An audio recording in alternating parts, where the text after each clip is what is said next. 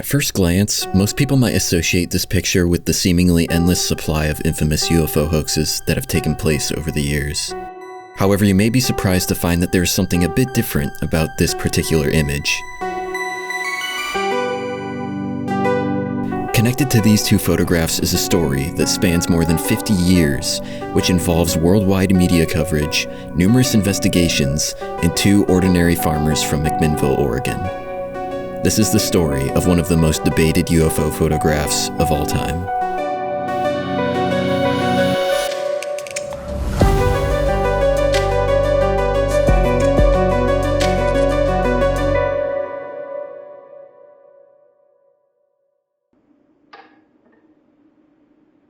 According to the numerous accounts from the witnesses Paul and Evelyn Trent, the story goes something like this.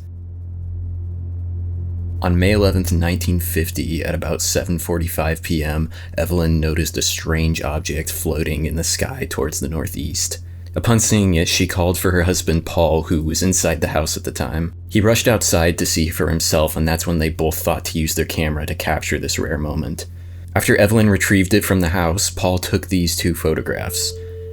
After that second snap, the UFO reportedly tilted and zoomed off to the west at an alarming speed. According to Evelyn, it made no noise, no smoke, it just glided with the wind. They both estimated the size of the UFO to be about as big as a parachute.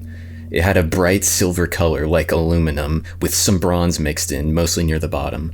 As was mentioned, it produced no sound, no smoke, and no flames. However, both witnesses claimed to have felt a gust of wind that seemed to come from the UFO's movements.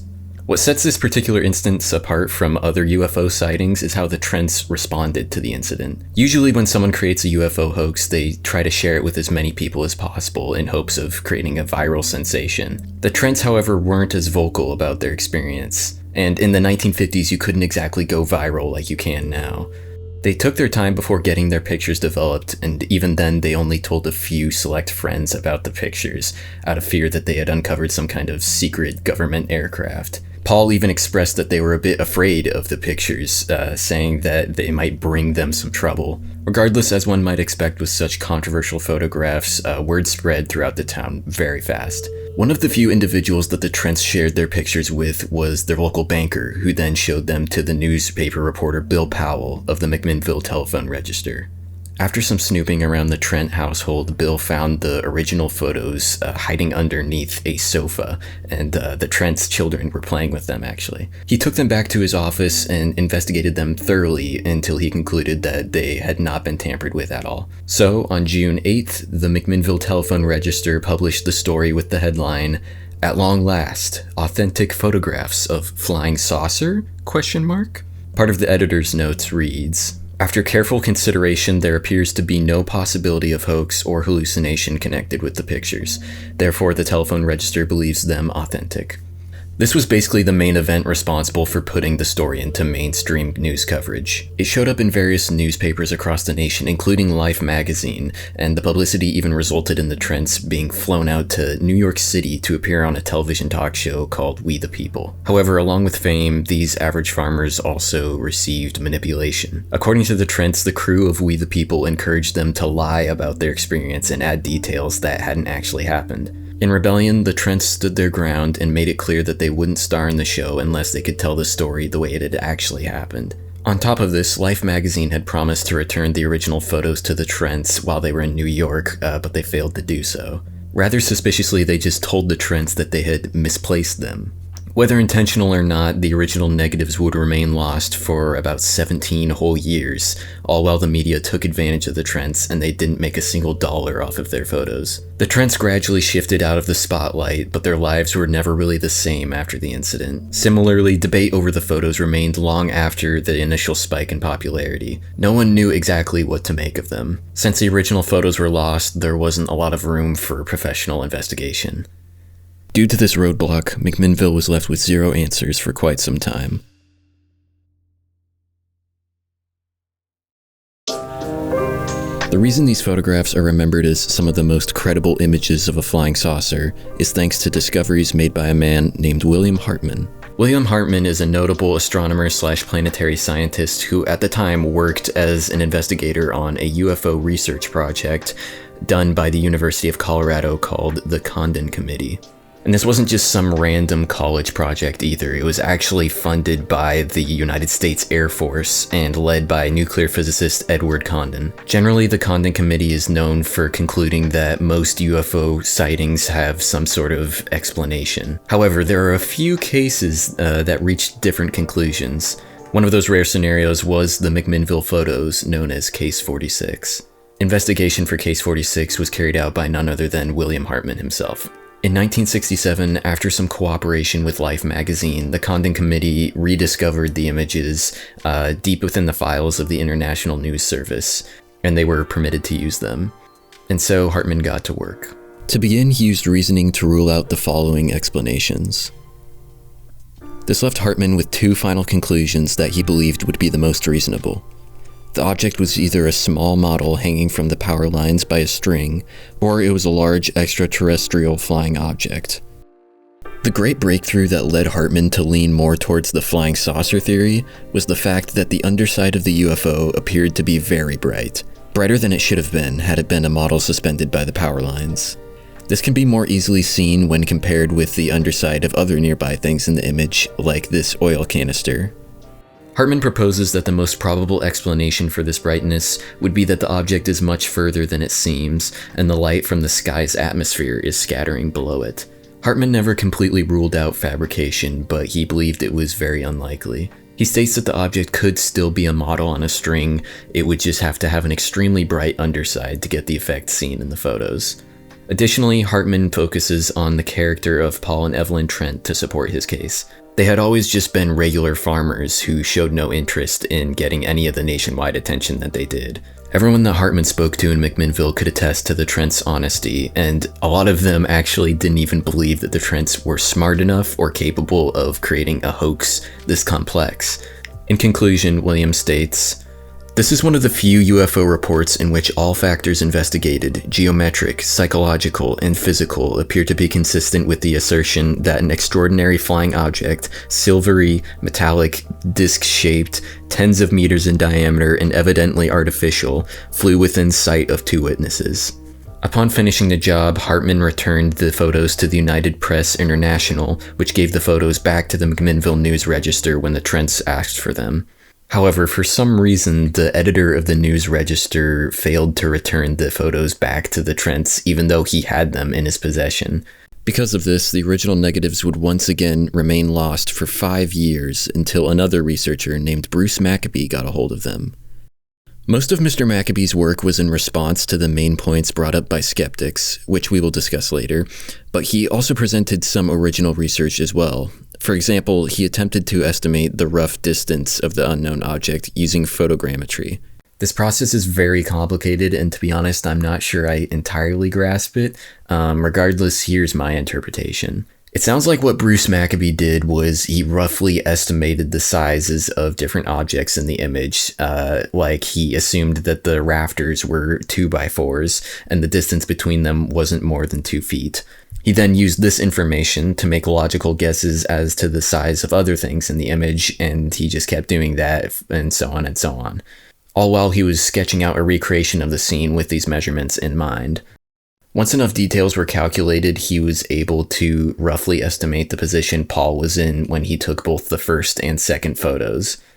Finally, he was able to assume the direction that the photos were taken relative to the UFO, and he drew lines to visualize this. The point where the lines crossed over, he called the SLC. All of this work led him to discover that the sighting lines did not cross directly under the power lines. Instead, they crossed past it at some point. This obviously suggests that it wasn't a small object, because if it was, the sighting lines should cross directly beneath the power lines. Even Maccabee admits that this is all very rough estimates that he's using, and it isn't exactly clear evidence. While it is unknown exactly how far from the power lines the SLC is, he just states that it's at some point past them.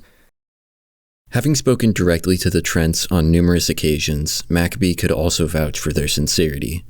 He was shocked by just how genuine and honest they were as people. It was unthinkable to imagine that they would set up an elaborate hoax like this. Thankfully, once Mr. Maccabee was finished with his work, he ensured that the original negatives were returned to their rightful owners, Paul and Evelyn. and in the end, he reached a similar conclusion to William. To echo Hartman, the simplest interpretation of these photos is that they indeed show a distant object. However, simplicity does not necessarily imply truth. Further research will be necessary to resolve this case once and for all.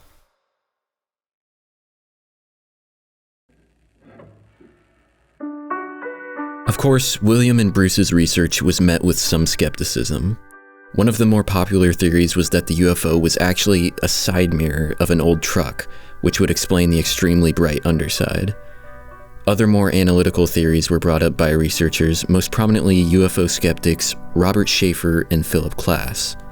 Here is why they believed the photos to be fake. They focused on a small detail in the original photos that William Hartman actually noticed, but he didn't think much of at the time. If you look closely at the shadows in the image, you will notice that they seem to be cast as if the light source was coming from the right side of the image. The reason this is important is because the photos were confirmed to have been taken towards the northwest. The only way for these dark shadows to have been cast would be if the sun was actually in the east at the time that they were captured, and as you may know, the sun sets in the west and rises in the east. Using this information, Robert and Philip estimated that the photos were actually taken around 8:20 in the morning, which severely contradicts the story told by the Trents. Why else would the Trents feel the need to lie about the time that the photos were taken, unless they were lying about the whole story in general? This is actually one of the points that Bruce Maccabee responded to directly in his research paper. He proposed that the light source in the east was not actually the sun, but rather a large cloud reflecting the sunlight coming from the west. The shadows do appear to be pretty diffuse, so this is definitely something worth considering. Klass and Schaefer's second main point is that some sort of imperfection on the camera lens could have been responsible for the brightness of the UFO's underside. You see, when a smudge is present on a camera lens, it can cause an effect called veiling glare, which basically means that the brightness surrounding an object can basically spill into a darker region of a photo. Klass and Schaefer argue that it's far more likely that a smudge is responsible for the bright underside, rather than the object just being far away. It isn't too far-fetched to assume that a camera used on a farm might be a little bit dirty, and it's especially not as big of a stretch as just assuming that there was a giant flying saucer in the sky. Klass and Schaefer's findings were enough to convince William Hartman himself to actually reconsider his analysis, because upon hearing their points, he took his statements back and said, "I think Schaefer's work removes the McMinnville case from consideration as evidence for the existence of disc-like artificial aircrafts." Despite this, their research wasn't enough to deter all believers, and in response to that, Schaefer had this to say. Of course, this does not prove that the photographs do not show an extraordinary flying object, but it is shown that there is no reason to believe that they do. The non-existence of such objects, as well as that of werewolves, witches, and unicorns, can never be proven. No amount of negative evidence will ever seem conclusive so long as there exists a strong will to believe. In this writer's opinion, the fact that this and so many other classic UFO cases have eventually been exposed should instill in us a healthy skepticism that should not be lost in investigating future reports of highly improbable phenomena. As much as I want to believe that these photos are legit, I have to say Klass and Schaefer do bring up a lot of good points.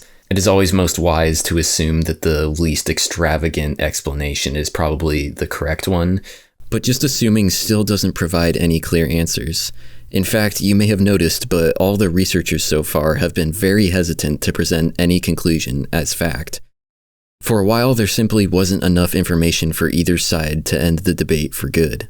However, in recent years, a team of French researchers have put together 2 comprehensive papers that many believe finally answers this mystery. The reason it took this long for any new breakthroughs was because of the progress of technology. There wasn't much else that researchers could use back when William Hartman or Bruce Maccabee was doing their research. But by the time 2013 came around, there was a lot of new tools to use, and technology had come a long way.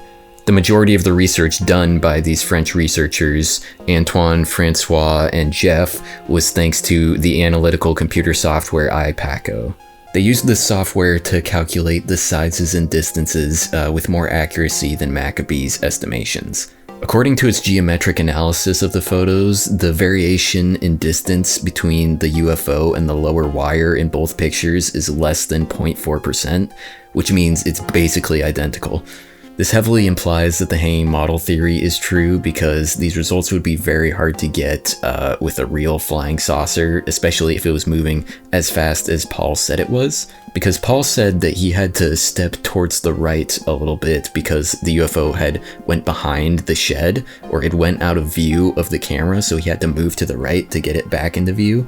It would just be very, very tricky to get this level of precision and like have the pictures be this identical if the object was moving across the sky and Paul was moving physically. Finally, in their second paper titled Evidence of a Suspension Thread, they used a new feature in the IPACO software to scan all the possible lines of pixels stemming from the top of the UFO across the power line. The software then detects which lines have the least mean value of brightness. And according to them, the software spotted a dark line coming from the UFO at about a negative 11 degree tilt in both pictures. And with that, they concluded by saying, "The clear result of this study was that the McMinnville UFO was a model hanging from a thread. The low values of the tilt angles between the suspension thread and the verticals of both McMinnville photos are quite compatible with the presence of a soft wind on the site and with the hypothesis of a rather light suspended object."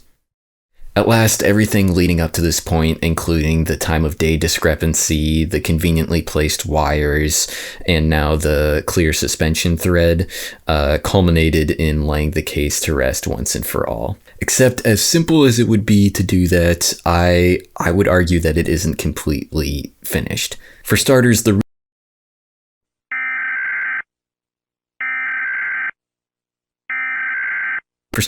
researchers explicitly stated that the technique they used requires the area that's being analyzed to be completely uniform and consistent, which the sky in these scans just isn't. There are imperfections scattered all across the sky, including scratches, fingerprints, and splotches. Of course, I'm not exactly saying that the dark lines are caused by a scratch, because then the same scratch would have to be present in both images. Instead, I'm simply suggesting that maybe we shouldn't be so quick to trust these calculations when the sky appears to be so inconsistent. It is certainly worth questioning why this dark line is present in both images, but it's also worth questioning why it appears to be so tilted. They said negative 11 degrees was a slight tilt, but it really isn't. The wind would have to be pushing pretty hard, and it would have to be pushing very consistently. Wind isn't exactly, predictable or consistent, so it would be kind of strange if it had the exact same tilt in both images, which it does.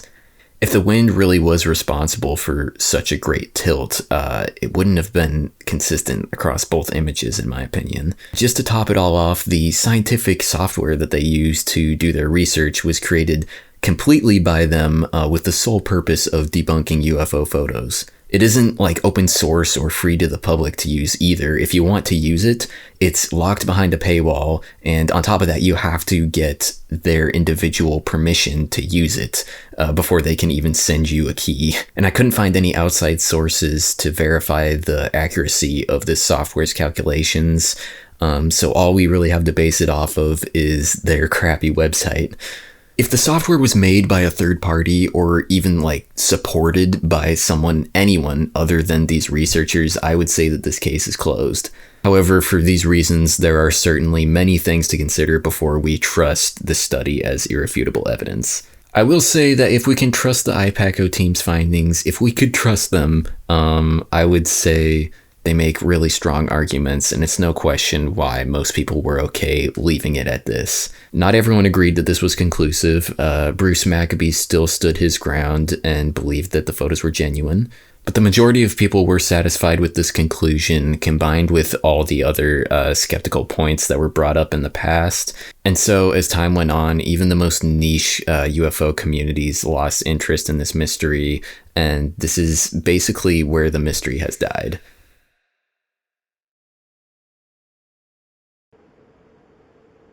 Paul and Evelyn Trent both sadly passed away in the late 90s. They insisted that they were telling the truth about the photos for their whole life, even up to their last days. If this was some kind of hoax, then they had to be insanely committed. They also on several occasions expressed the grief and trouble they went through as a result of their unexpected popularity. From interrogation and manipulation to losing their photos for years on end, only for the media to profit off of them. The Trents really went through a lot of pain that they didn't ask for. We should remember them for their honesty and resilience. Although the mystery may have died, its spirit can still be felt in the many effects it had on the world of UFOs and pop culture. With the intention of keeping the legacy alive, a UFO festival in McMinnville has been held every year, honoring the mystery and bringing like-minded people together.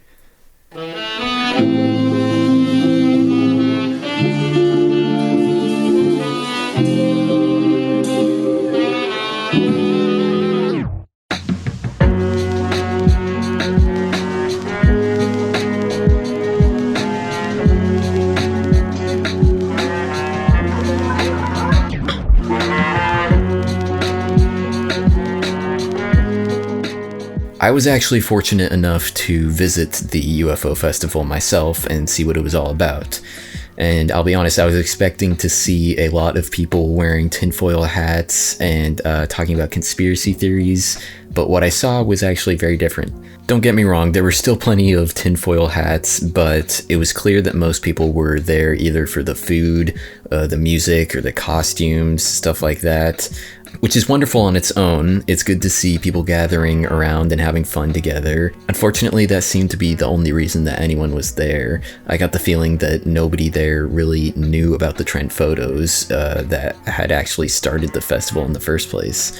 I guess it was just kind of sad to see this festival that was meant to keep this piece of history and this UFO mystery alive just kind of turn into a Keep Oregon Weird type tourist attraction, because I really do believe that there is an interesting story here that is worth talking about still to this day.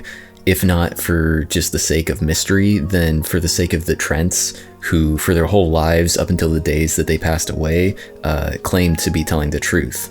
Overall, the festival was a nice experience, and the highlight of my visit was definitely when I accidentally stumbled across the news register where the McMinnville photos publication all started. It was so surreal to suddenly be right in front of this location that I had read about in all these papers written in the 60s. Without this very business, this mystery would not have left the private lives of those living in this small town.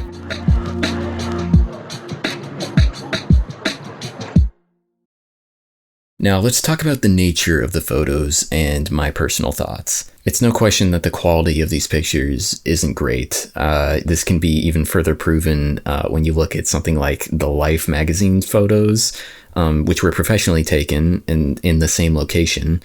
In the high quality images, depth is a lot less ambiguous, and you can tell exactly where each mountain is in the distance. Whereas in the Trent photos, the camera quality is so low that the distant hills just kind of blend into each other. Obviously, something like this would make it harder to determine where the object is in physical space. I'd argue that given just how much division these pictures have caused, it could be just impossible to come up with any sort of clear answer because of the image quality. If we can't rely on physical analysis of the images, we have to then take into account the eyewitness accounts. And at this point, we know what the Trents claim to have seen. This just the main question is, were they telling the truth? From considering everything that I've read, I personally don't believe that the Trents seem like they would ever purposefully deceive anyone or come up with a hoax like this. Not only do they seem like they wouldn't do that, but they also just had no reason to. This is the main reason why I don't feel satisfied picking either side. On one hand, it's a ridiculous concept. A flying saucer flew directly over their house, and they managed to get pictures of it, but no one else in the area saw it. But on the other hand, this mystery has refused to be solved for such a long time, it makes you wonder if maybe there's a reason for that. The Trents were ordinary, humble farmers that very well could have just been at the right place at the right time. If these pictures are fake, then the McMinnville photos have to be, without question, the best UFO hoax photos to ever be made, especially when they came out at a time when most fake UFO photos looked like this. And if these photos are genuine, then they have to be some of the most remarkable photos ever taken.